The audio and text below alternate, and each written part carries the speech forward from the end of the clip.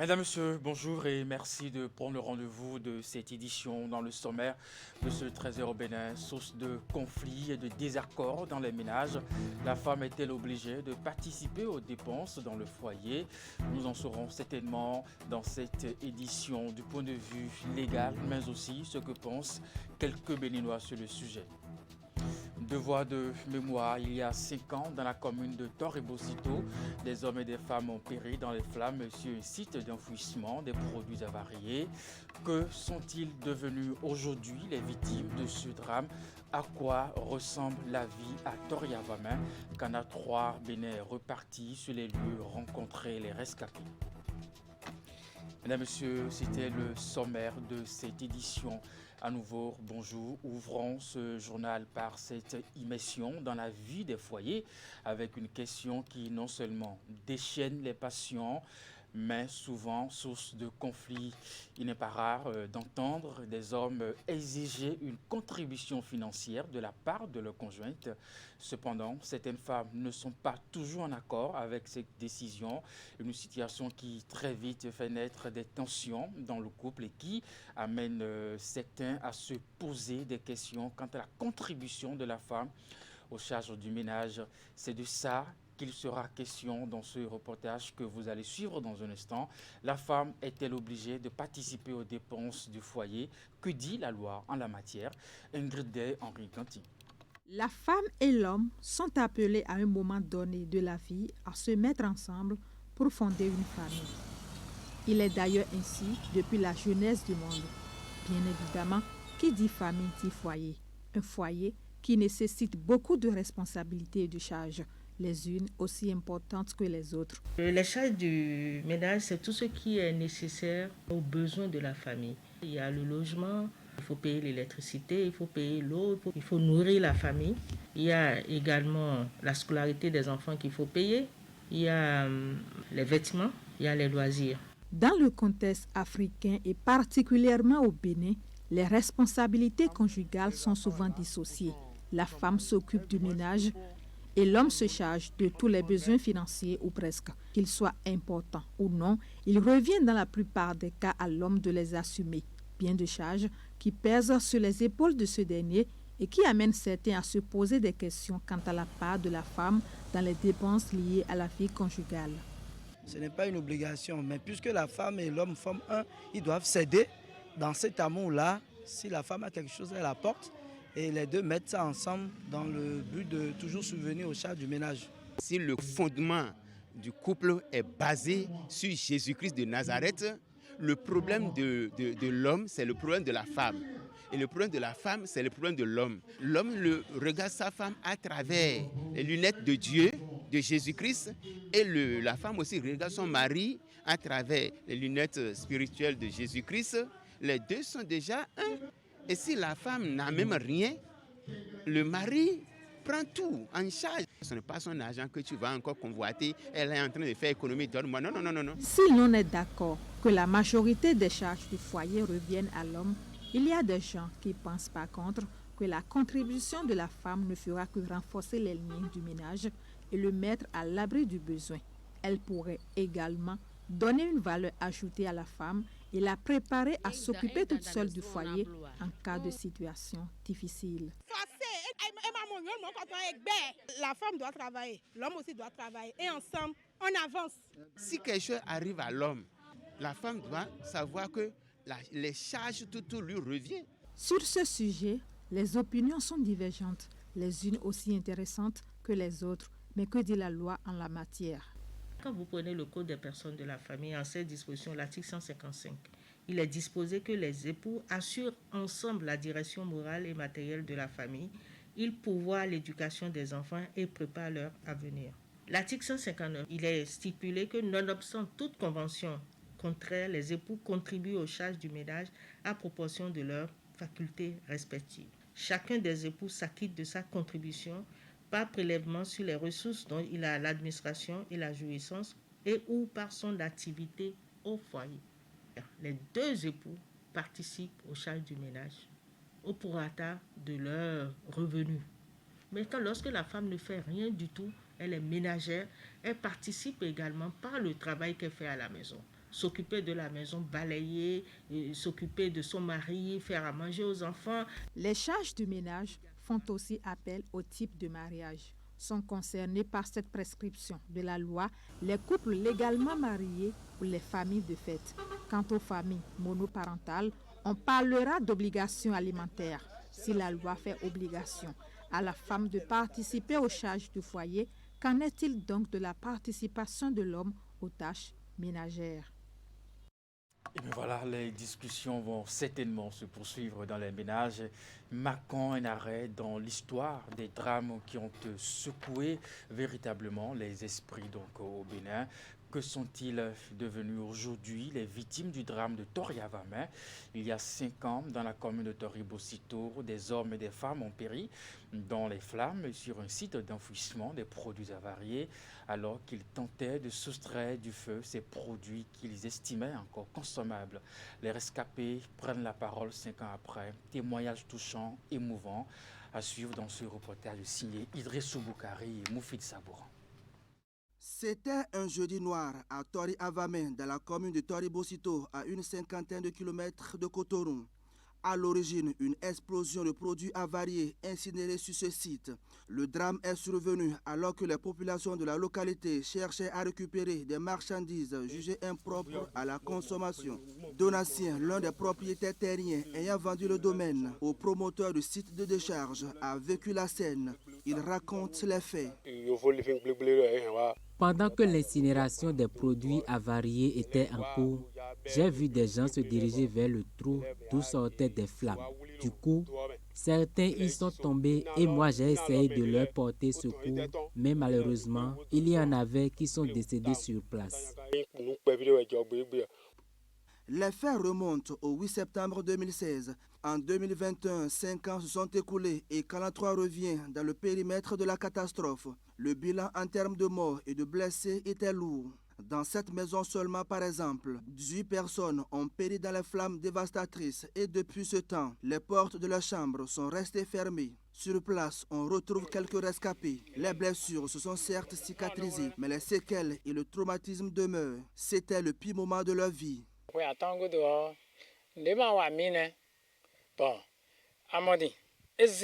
5 ans après, on est rétabli. Seulement que les conséquences de brûlure demeurent. Moi, par exemple, mes doigts ne répondent plus bien et ne me permettent pas de travailler. Après l'incident, j'ai repris mon activité de vente de charbon, mais je n'arrivais pas à supporter la chaleur.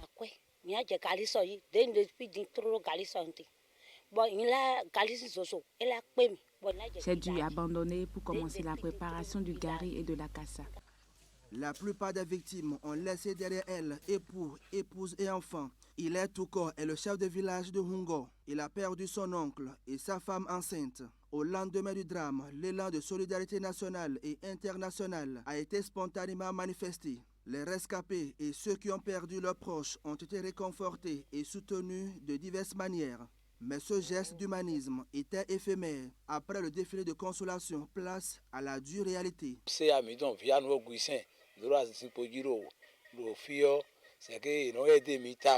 Notre ancien chef d'arrondissement, Viano Augustin, nous portait régulièrement assistance. Mais depuis son départ de ce poste, plus personne ne nous vient en aide.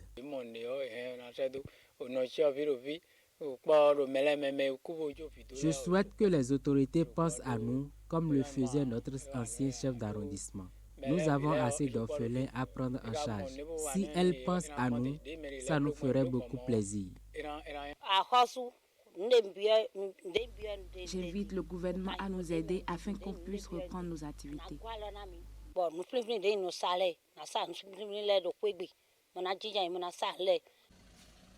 Le site de décharge est fermé et interdit d'accès. Après le drame, le gouvernement a pris ses responsabilités pour ce type d'activité. D'importantes mesures ont été prises pour renforcer la vigilance et la sécurité au niveau des sites. C'est la Société de gestion des déchets et de la salubrité du Grand Okwe qui assure le suivi et la conformité des activités d'enfouissement des produits avariés de toute nature. Le sujet fait désormais l'objet de beaucoup d'attention. Avec la police républicaine, nous sécurisons le transport. Et puis également, pendant tout le temps que dure l'opération, les éléments de la police restent présents jusqu'à ce que les produits, suivant le protocole de destruction, nous suivons le protocole, et les produits sont détruits et pendant un certain temps, les éléments de la police restent sur place pour que les populations ne viennent pas déterrer les produits.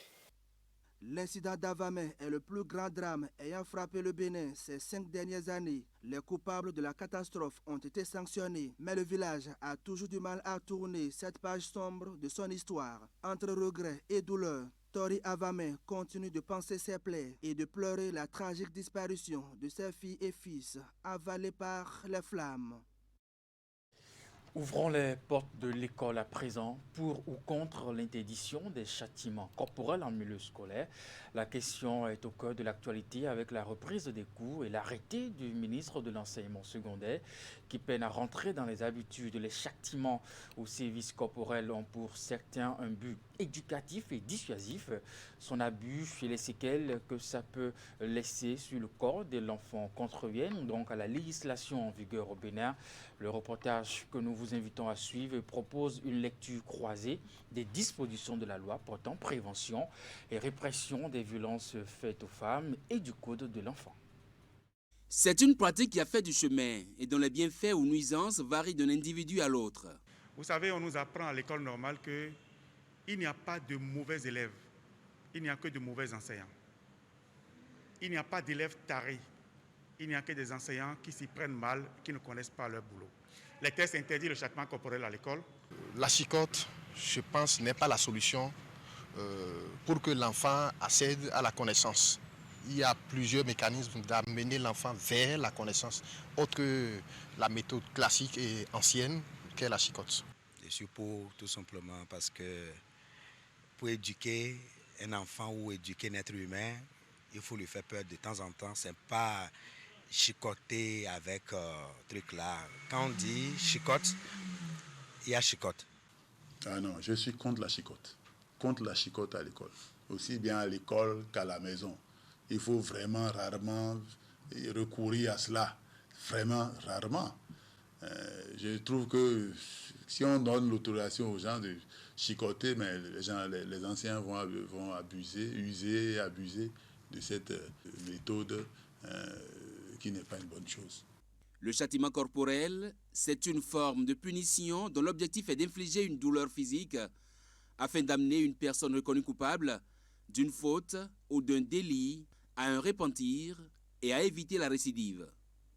Dans les pays qui font encore usage de cette pratique, les chiffres font état de ce que des milliers d'enfants prennent congé de l'école face à la furie rageuse d'enseignants qui n'ont Dieu que pour la chicotte, somme toute l'humiliation de l'enfant devant ses camarades. Encore largement répandu au Pakistan, où il est ardemment défendu par le monde enseignant comme pratique éducative, le châtiment corporel au Bénin est progressivement sorti des habitudes. Dans un communiqué publié jeudi 15 octobre 2020, le ministre de l'enseignement secondaire a rappelé aux chefs d'établissements publics comme privés l'interdiction du châtiment corporel en milieu scolaire. L'autorité ministérielle a fait le constat de la recrudescence du châtiment corporel dans les collèges et lycées publics et privés malgré une première note circulaire et en violation du règlement intérieur des établissements. Au plan juridique, le châtiment corporel rappelle bien les dispositions de loi en vigueur au Bénin. Ce code est le tout premier né en République du Bénin. Et ce qui me réjouit, c'est que ce code est un condensé des normes au plan international, au plan sous-régional et au plan national. Il y avait des tests, il y avait des dispositions légales, mais c'était un peu dispersé. Le code vient un peu, comme je le dis souvent, comme un acte uniforme qui vient uniformiser tout le système relatif aux enfants. Si la loi portant prévention et répression des violences faites aux femmes réprime la violence physique en général, le Code de l'enfant, en son article 18, plus pointu, énonce le respect de l'intégrité physique et morale de l'enfant au titre de ses droits. Pour la chicotte à l'école. Bon, parce qu'il y a d'autres enfants, sans la chicotte, ils n'arrivent pas à évoluer. Nous tous, on a passé par là, on sait ce qui est là. Si l'enfant sait qu'on le chicote, son papa va venir, il ne va rien faire et il va manquer de respect aux enseignants. Ouais, la chicotte à l'école, je crois que c'est normal. Nous, on a vécu ça. Et ce qui a fait que beaucoup de gens sont évolués, même si tu n'avais pas la volonté. Quand tu te rappelles des chicottes, c'est que tu es obligé d'apprendre des leçons avant d'y aller à l'école.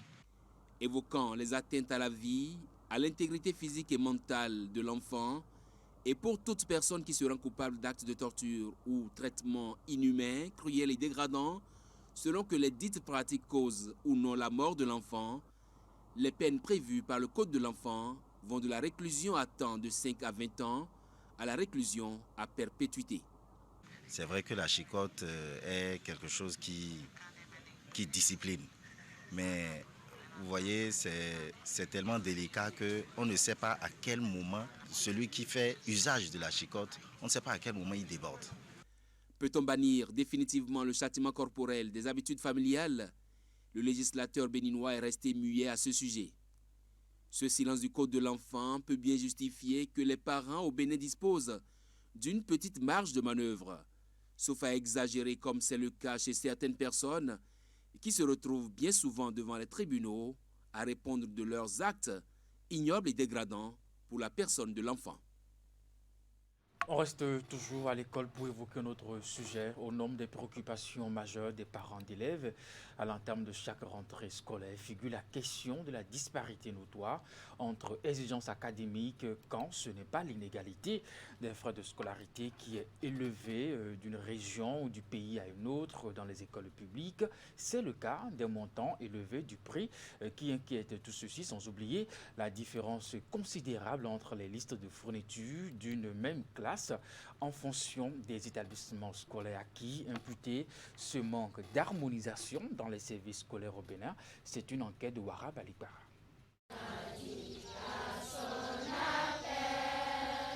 Le compte à rebours a commencé pour apprenants et enseignants depuis le début de la deuxième moitié du mois de septembre.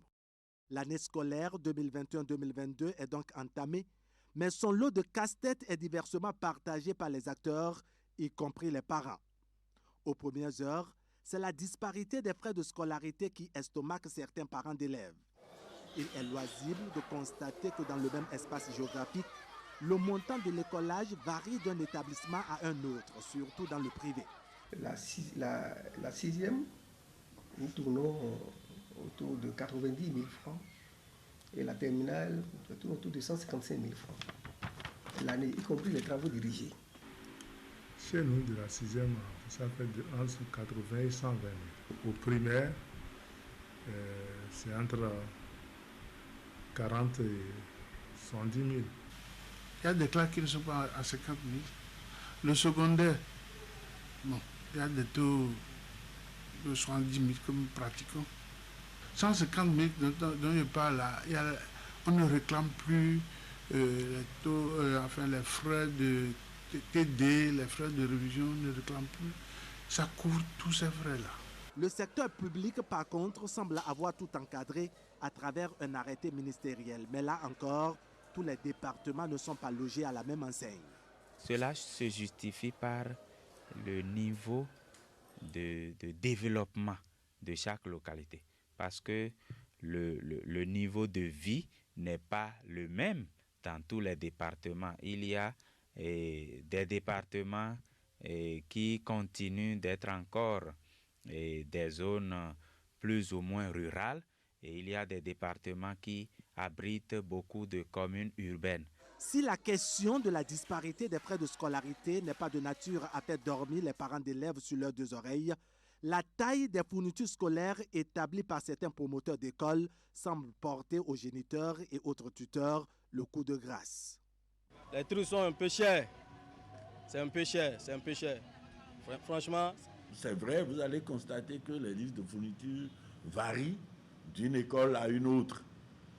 Il y a certaines données qui sont prises en compte par certains établissements qui font qu'ils ajoutent un certain nombre d'éléments à cette liste-là. Hier, par exemple, c'était que l'enseignant doit élaborer des modèles d'écriture à tous les enfants.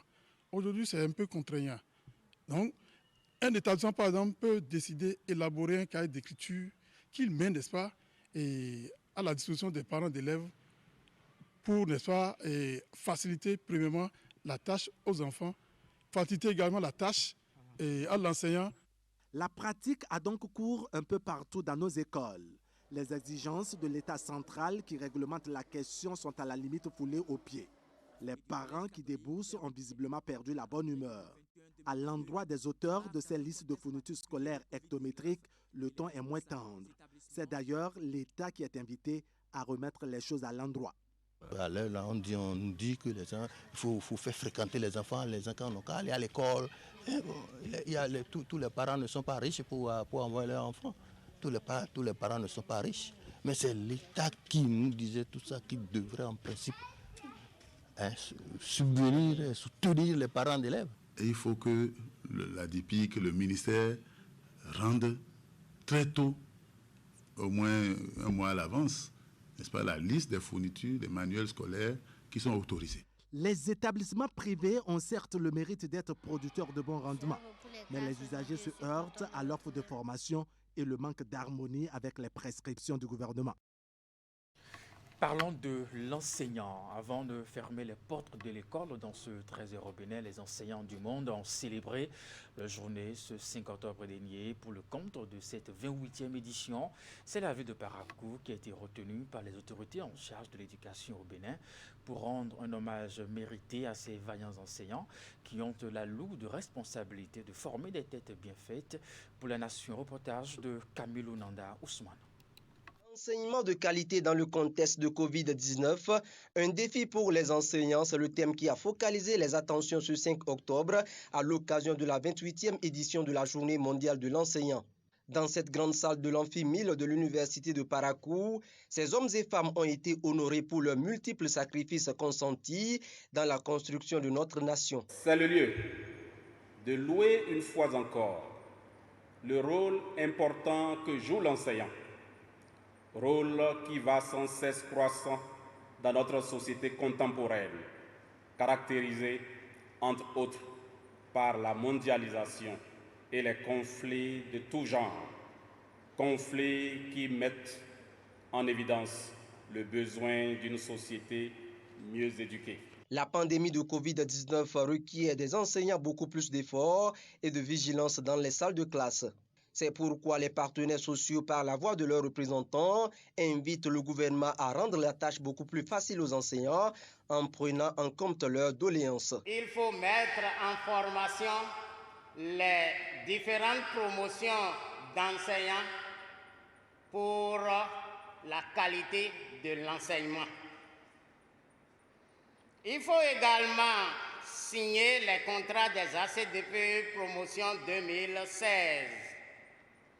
L'organisation d'un atelier pour évaluer l'organisation du baccalauréat dans notre pays. Le ministre des Enseignements maternels et primaires, par contre, souhaite que les 5 octobre de chaque année soient des journées de fête pour l'enseignant et non des occasions de revendication. Personne ne peut nous faire plaisir en dehors de nous-mêmes, au-delà de nous-mêmes. Nous sommes les premiers concernés. C'est notre journée. Faisons-en effectivement une journée de fête. Et l'accompagnement que moi j'ai souhaité par le passé, c'est que vous preniez la chose pour qu'au niveau du gouvernement, nous soyons plus forts à dire non, 5 octobre là, déclarer cette journée la journée chômée et payée pour tous les enseignants. Donc débarrassons cette journée-là des considérations syndicales. Des lettres de félicitations ont été remises aux responsables d'écoles et d'établissements les plus méritants de chaque département du Bénin pour les encourager à maintenir le cap. Parlons sécurité à présent pour conclure cette édition. Comment faire de la coproduction de la sécurité une réalité à Cotonou? Les forces de l'ordre et élus locaux de la municipalité de Cotonou et autres acteurs brillent d'imagination et de stratégie à adopter pour assurer la sécurité des personnes et des biens dans une grande ville comme Cotonou. Méthode pour suivre ces gens-là et vous aurez la tranquillité. La question de la coproduction de la sécurité en débat à la mairie de Cotonou. L'initiative a mobilisé autour des hauts gradés de la police républicaine les commissaires d'arrondissement et leurs agents, ainsi que les chefs d'arrondissement et chefs quartiers. La rencontre va permettre aux participants de revisiter les modalités de collaboration entre les forces de sécurité publique et les élus locaux afin de garantir une lutte efficace contre la criminalité à Cotonou. Le maire Luc Atoko a initié cette rencontre pour lui faire l'état des lieux in vivo de la situation sécuritaire de la ville. Ensuite, établir la coproduction entre les élus et les commissaires qui aujourd'hui sont la plupart de nouveaux commissaires dans la ville de Cotonou. Et enfin, parce qu'il y a une relative recrudescence de l'insécurité dans cette ville. C'est le moment pour les élus locaux de faire l'état des lieux de leurs cadres sécuritaires respectifs. Ils ont rappelé à l'autorité la nécessité de doter la ville de Cotonou d'un plan sécuritaire stratégique adapté à ces réalités. Prévue pour durer 1h30, la rencontre a pris fin après 3 heures d'échange. Ceci à la grande satisfaction des participants qui n'ont pas manqué de se confier à la presse. L'année passée, on a eu à prendre certaines consignes des généraux Didimen et Adjou qui nous ont instruit de réitérer chaque fois les consignes au niveau des quartiers, au niveau des arrondissements. Ce qui nous a facilité le travail, comme je l'ai dit tout à l'heure en séance.